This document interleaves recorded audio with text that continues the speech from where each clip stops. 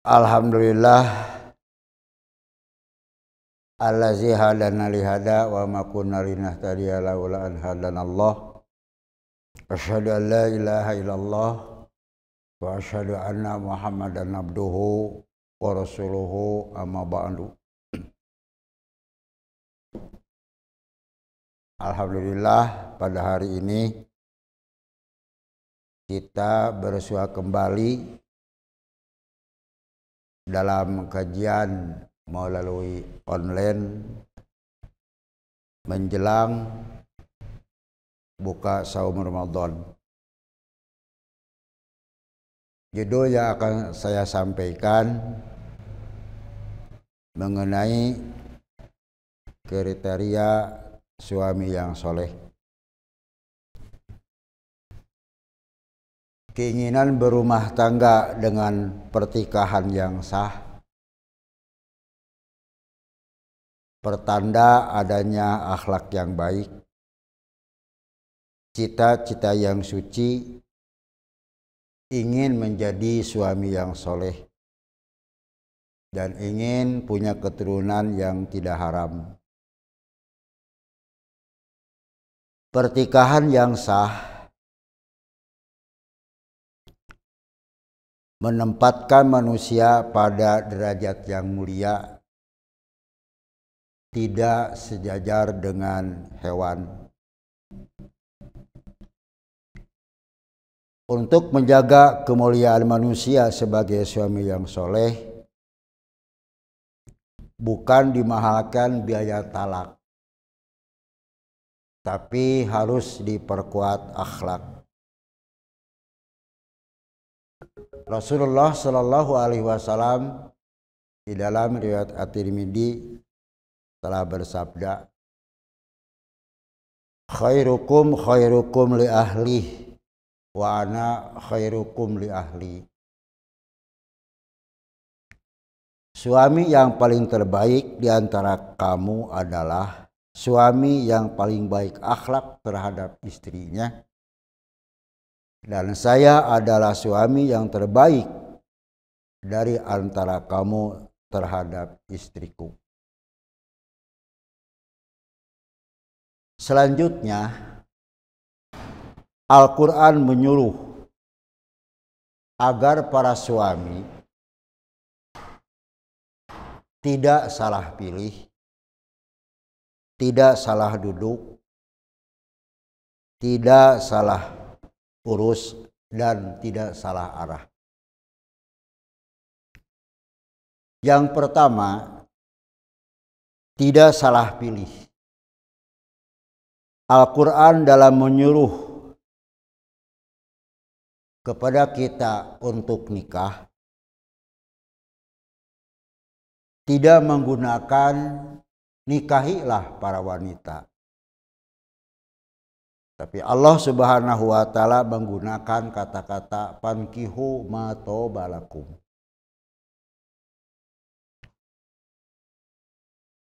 Nikahilah wanita yang baik bagi kamu. Maksudnya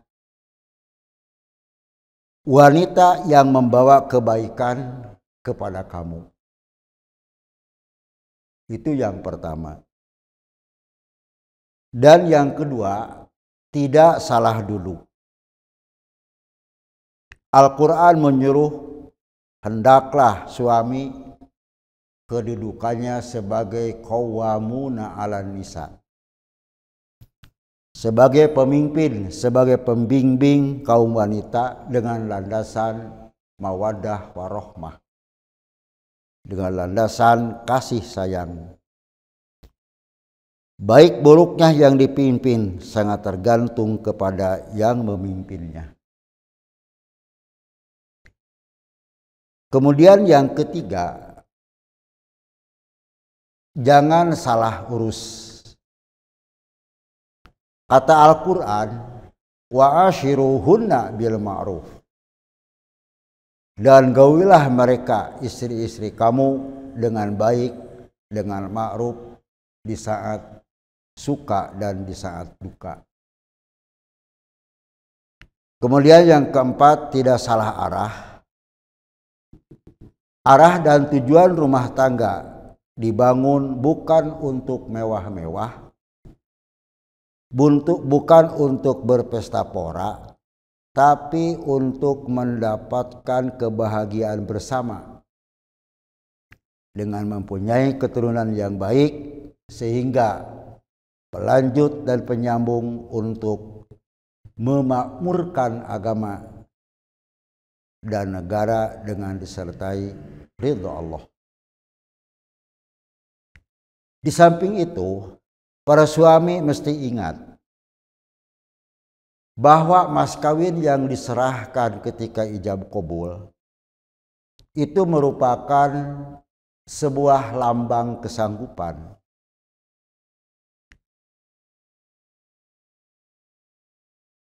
Sebab maksud daripada mas kawin itu menurut Al-Quran, mas kawin itu mempunyai beberapa makna. Yang pertama, mas kawin mempunyai makna sodukot, yang artinya kejujuran. Maksudnya,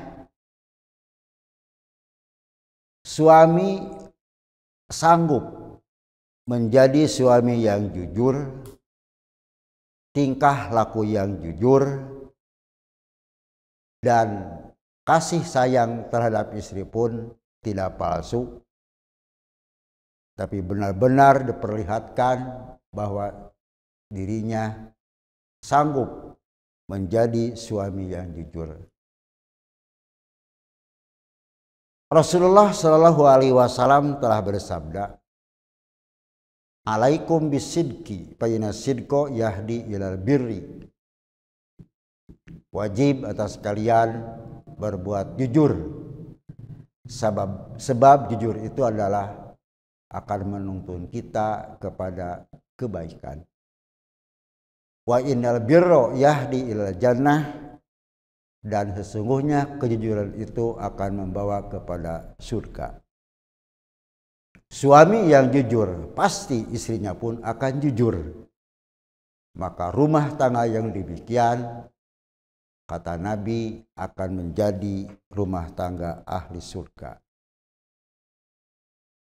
Kemudian yang kedua, mas kawin mempunyai makna nihlah, yang artinya penghargaan atau pemberian yang tidak mengikat. Sanggup menjadi suami yang menghargai istrinya, lambangnya adalah mas kawin. Kemudian yang ketiga, mas kawin mempunyai makna ujur, artinya ganjaran. Sanggup menggauli dan menafkahi istri karena mengharapkan ganjaran, lambangnya adalah mas kawin. Dan yang keempat, mas kawin mempunyai makna fardhoh, artinya pembagian waktu. Sanggup menyisihkan waktu untuk kepentingan dan kebahagiaan istri. Sebab kalau rumah tangga setiap hari disibukkan dengan pekerjaan, itu pasti akan membosankan. Tapi kalau kita menyisihkan waktu untuk hiburan atau menghibur istri, maka tidak akan membosankan. Rasul menjelaskan, rawihul quluba sa'atan pasa'atan. Gembirakanlah hati sewaktu-waktu.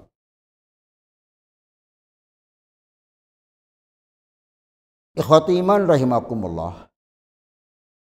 Suami yang soleh harus tahu pula bahwa istri itu menurut Al-Quran dia itu adalah libasul lakum.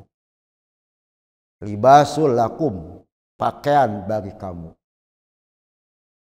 Peliharalah pakaian itu sebaik-baiknya. Sebab buruk, bersih, dan kotornya ada kaitannya dengan pemakai pakaian itu sendiri.